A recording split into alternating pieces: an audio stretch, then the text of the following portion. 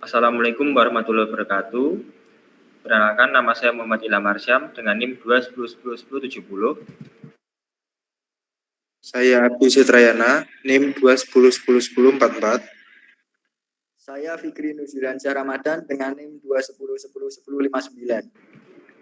Pada kesempatan kali ini kami akan menjelaskan hasil penelitian artikel kami dengan judul Penerapan Clustering untuk Pengelompokan Pelanggan Berdasarkan Data Penjualan Sembako. Untuk industri perdagangan merupakan salah satu jenis usaha yang menjadi penentu aktivitas ekonomi pada sisi distribusi. Pada industri perdagangan terdapat beberapa sektor. Salah satunya adalah sektor sembako.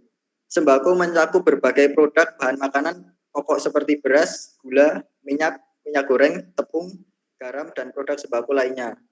Perusahaan sembako menghasilkan jumlah data yang besar seiring waktu termasuk data penjualan, data inventaris, data pelanggan, dan lainnya.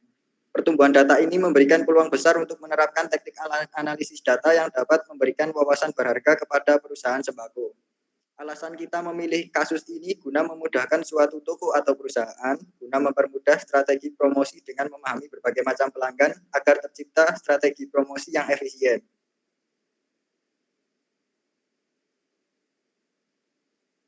Baik, selanjutnya akan saya lanjut ke bab 2, yaitu metode penelitian.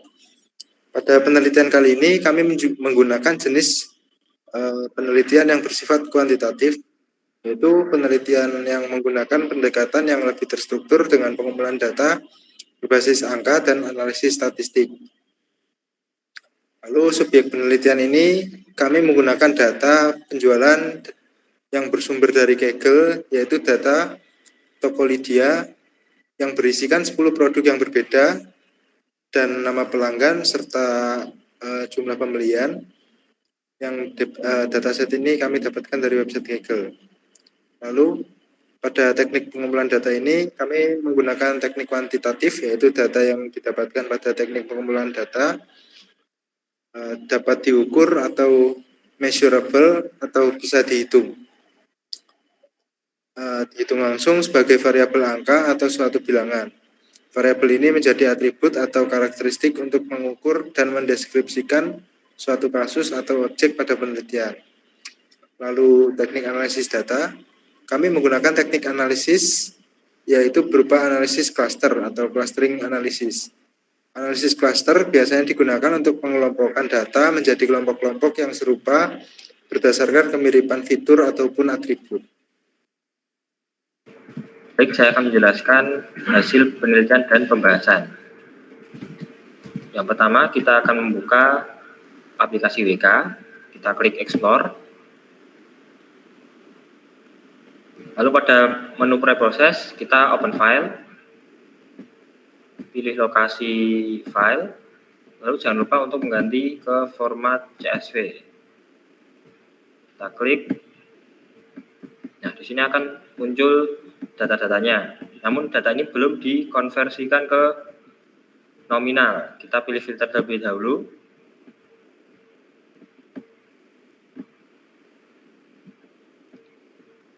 Kita pilih numerik to nominal. Kita select all, lalu kita apply. Nah, tapi kita akan hanya menggunakan atribut pembeli dan total pembelian. Kita select terlebih dahulu. Lalu kita klik invert dan kita klik remove. Nah, kita hanya menggunakan dua atribut ini. Kemudian masuk ke menu cluster. Kita pilih metode clusternya yaitu simple commits. Klik commits-nya. Lalu kita isikan jumlah cluster.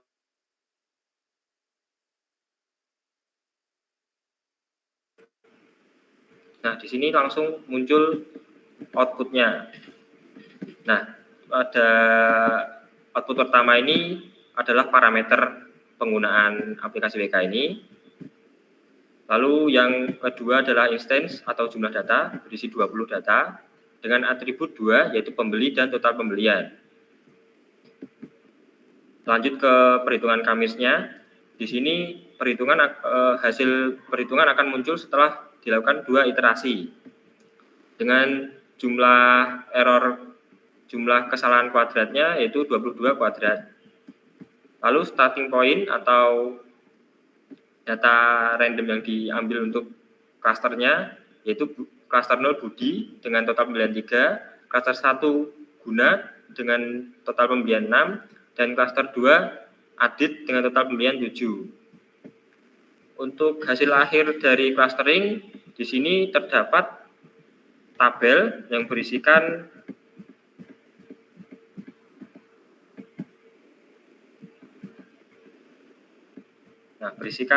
data-data. Nah, di sini ada tulisan full data. Full data ini artinya nilai atribut dari keseluruhan data termasuk semua instance yang digunakan dalam analisis. Lalu cluster 0 ini adalah nilai atribut yang mewakili centroid dengan pusat cluster 0.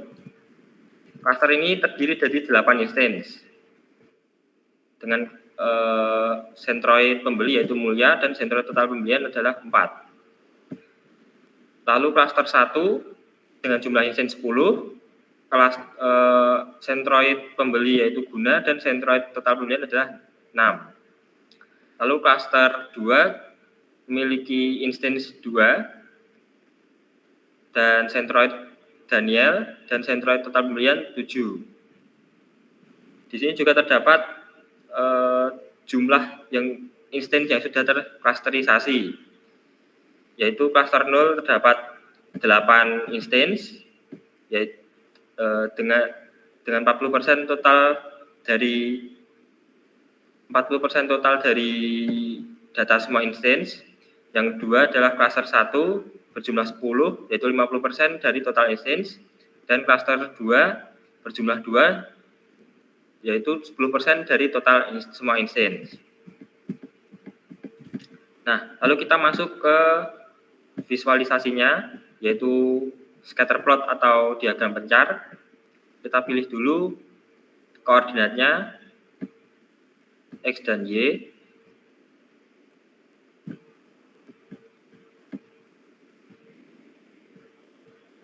Nah, di sini terlihat bahwa klaster 0 berwarna biru, klaster 1 berwarna merah, dan klaster 2 berwarna hijau muda. Mungkin agak sedikit tidak terlihat. Namun di sini menjelaskan bahwa klaster 0 memiliki centroid dengan angka 4, maka nilai-nilai pada klaster 0 sekitar angka 4 itu. Jadi mulai dari angka 3 dan 4 dan 5. Lalu klaster 1 memiliki centroid 6. Nah, karena klaster 2 memiliki centroid 7, maka klaster 1 hanya bisa dalam range angka 6, karena angka 7 sudah dimiliki oleh klaster kedua. Jadi angka-angka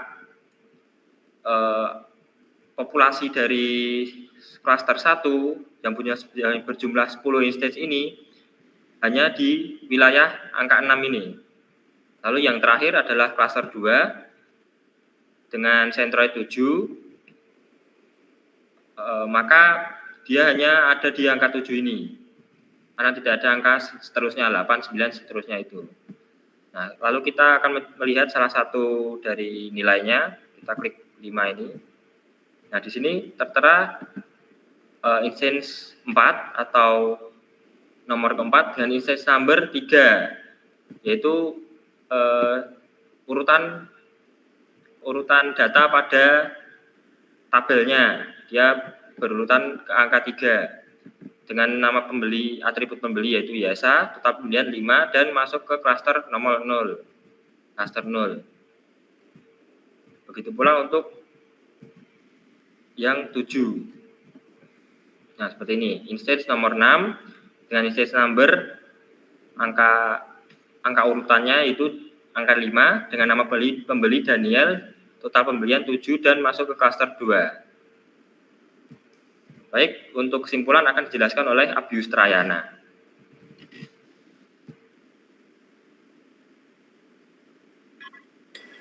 Ya, berdasarkan pembahasan dan pengujian pada artikel ini, dapat diambil kesimpulan bahwa proses clustering yang dilakukan dengan menggunakan metode K-means pada data penjualan di Tokopedia menghasilkan sebuah informasi gambaran konsumen yang telah terklaster atau terkelompokkan.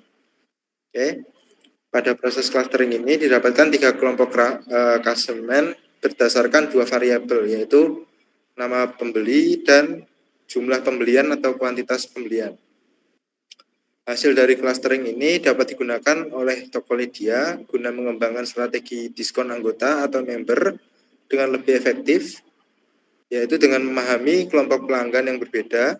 Tokopedia dapat menawarkan diskon yang bisa lebih disesuaikan dan sesuai penargetan yang memungkinkan dapat meningkatkan loyalitas pelanggan dan menjaga pelanggan agar tetap berbelanja di Tokopedia. Baik.